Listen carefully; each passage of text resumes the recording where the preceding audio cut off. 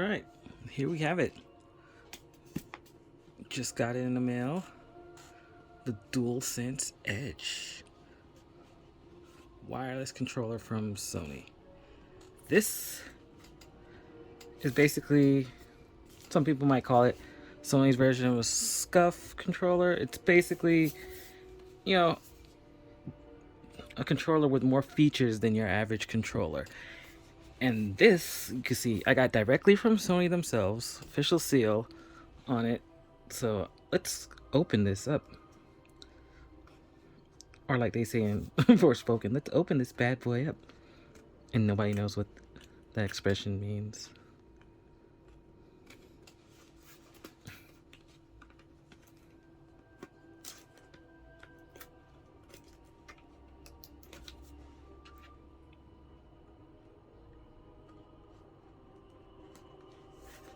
Alright. I am so excited for this. Been waiting months for it. Hell, technically you could say as a PlayStation fan, been waiting for this for years.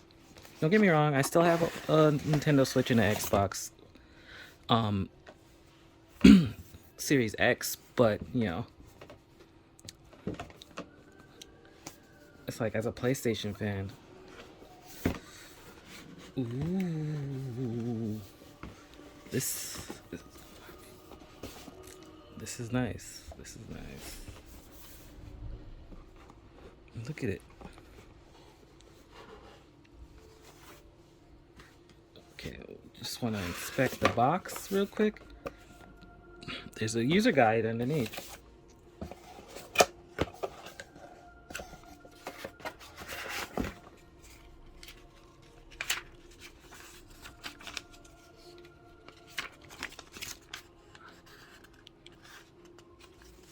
So this will explain to you how to do everything. It shows you the contents of everything that's in there.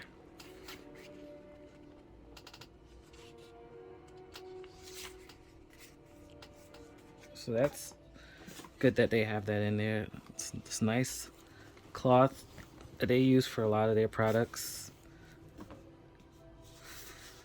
You can feel it. You got like the PlayStation symbols right here at the bottom. Because, you know, it would be sitting up like this.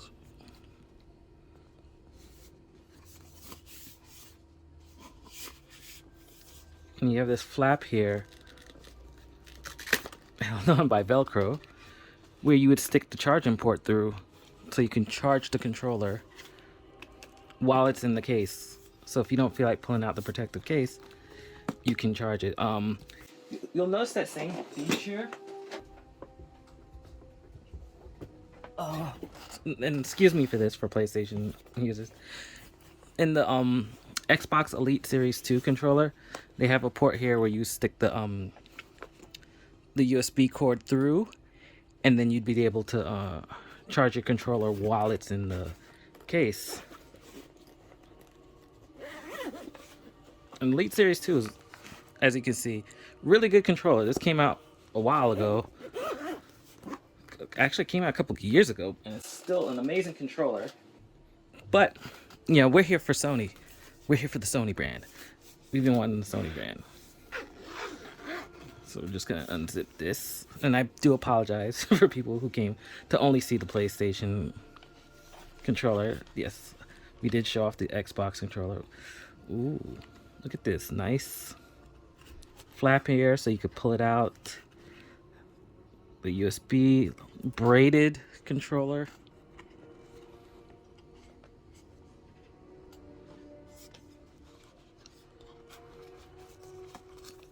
And here's the control. Here's the stuff inside. So you have the locking mechanism. You have the paddles, if you want paddles, or if you could put buttons that you can put into the back. And then you have your extra analog sticks that you can put in. And then you have a compartment here for, looks like a spare analog.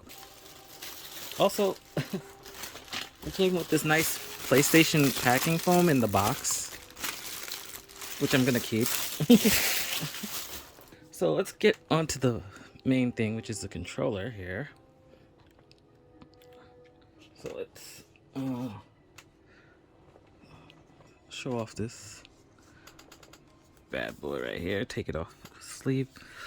Ooh, this is nice. You can see, if you look close enough, the PlayStation symbols, like these symbols here, are all throughout the analog. I mean, all throughout the touchpad. There it is.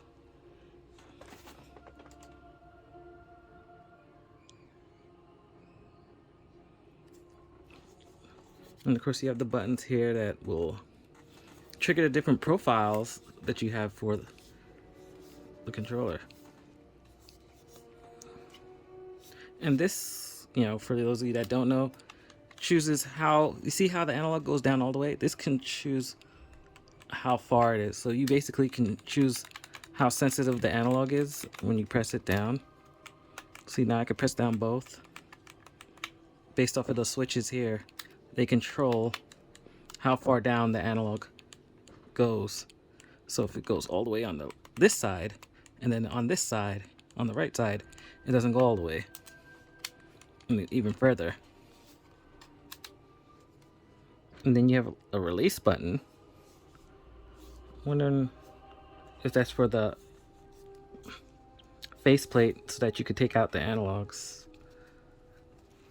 See, there isn't a whole lot of videos. Well, the videos that I was watching when it first came out about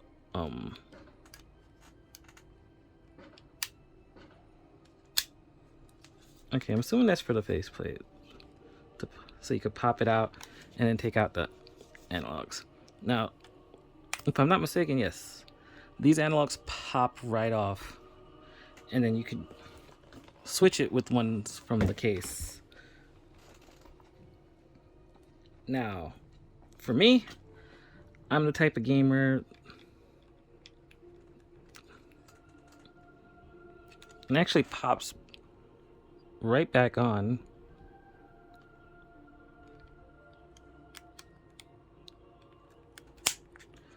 Where the left analog is fine, but the right one for most games is for aiming, so I'm going to take that off. Whoops, accidentally pressed the PSN button. That's fine. And now I'm going to look for one of the analogs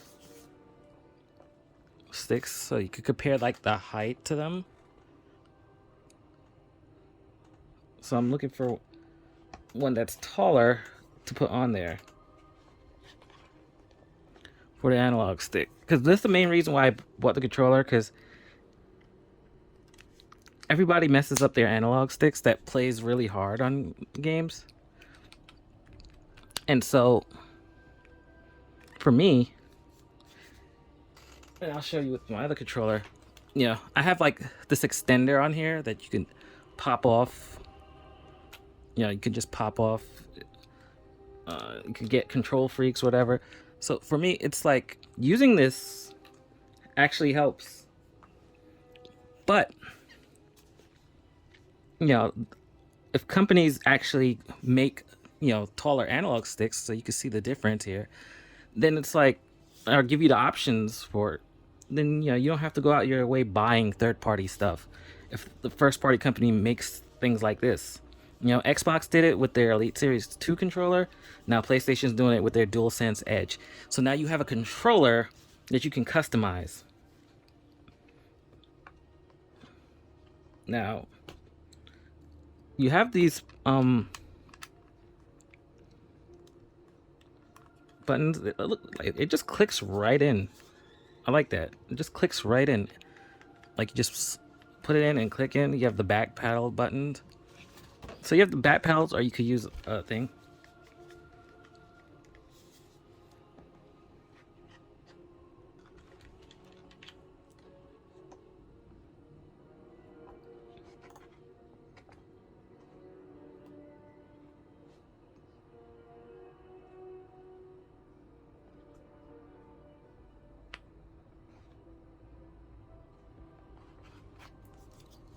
So if you don't want to use a back paddle, they have these knobs here that you can put in to place.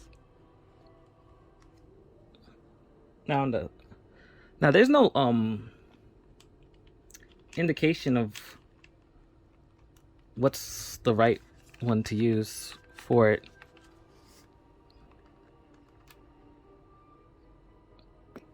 So I just, the way I line them up is basically when I flip the controller over, I look at the controller upside down, and then I put it in accordingly. So anything that's on the left side here will go on to the left side of the back of the controller, which would be the right side when you're actually holding it. Like, that's how I've put it in, and it seems to be working. I mean, this is still a nice button.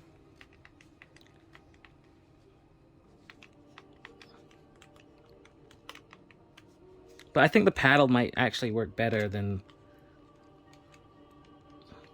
the button. And it's real easy to take out.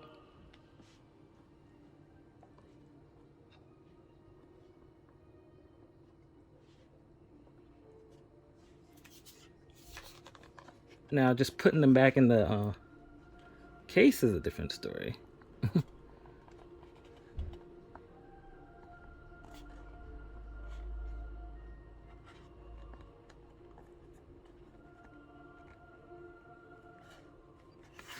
Like, you actually have to take the time to put it in. But definitely, see, this one, when you take it out, it says L. So LB, so okay. But it's funny because it still fits into the right side. So I guess these are corresponding. The proper way to do it would be to line it up like this. So this is your left side and right side. Even though it doesn't label it in here, you can see the label right here when you actually take them out onto which side you're supposed to have it. But you know, you still feel like it's pressing the button even though it's on the wrong side.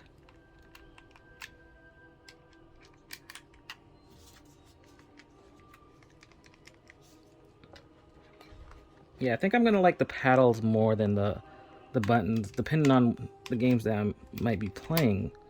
And it feels like it just slides in magnetically too when I'm using it. Like, I can't wait to try this out. But I'm currently playing Forspoken. I'm actually streaming right now. I actually paused the stream for a second so that I can do this unboxing for this controller. This amazing controller. I'm gonna actually let it charge for a bit before I try it out. Okay, so with the DualSense Edge, once you have it installed, or the second you basically plug it in and start to play, you're gonna end up being able to go into the settings. Usually it takes you directly to it, but here I'm gonna use the quick menu to go to it. You'll get a tutorial which will basically show you about the features. You'll see what update the controller has. With the update that it has, you can control its functions, you know, brightness of the battery and other stuff. And then here you have the profiles. Under profiles, you'll be able to create a profile. Like, I've already had profiles created, and profiles will show you what buttons are set to what. So when you hold the actual FN button down, this menu pops up at the bottom of the screen, and you press the corresponding button to switch to that profile. You also have the buttons at the bottom that allow you to adjust the volume on your headset and your game chat audio, as well as customize the profile even more with the options button. Going in further, you can go inside and change your customized buttons for the DualSense Edge here. You know, you basically click on the button and then change it to whatever you want it to change to.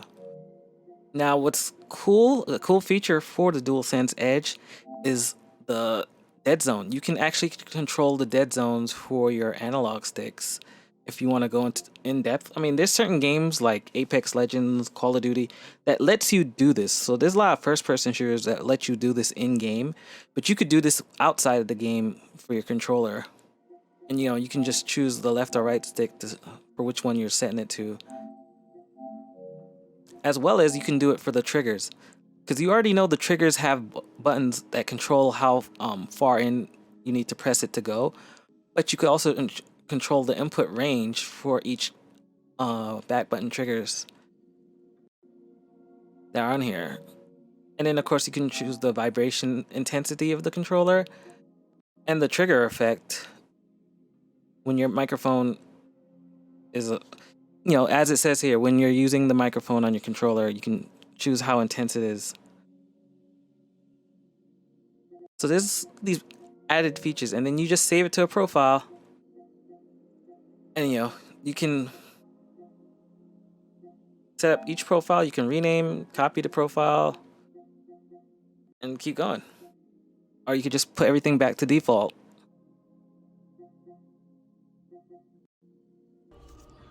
So there you have it. The DualSense Edge wireless controller. And you know what? Before we even end this video, I'm actually gonna use the locking mechanism in this USB cord.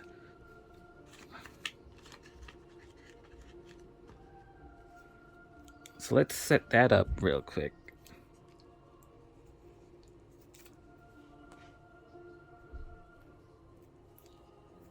I love this braided cord.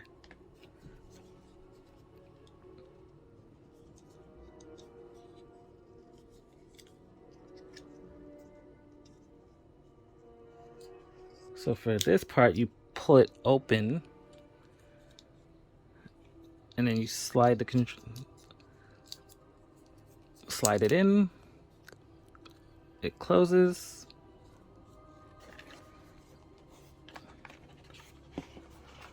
Now I'm gonna open the flap here.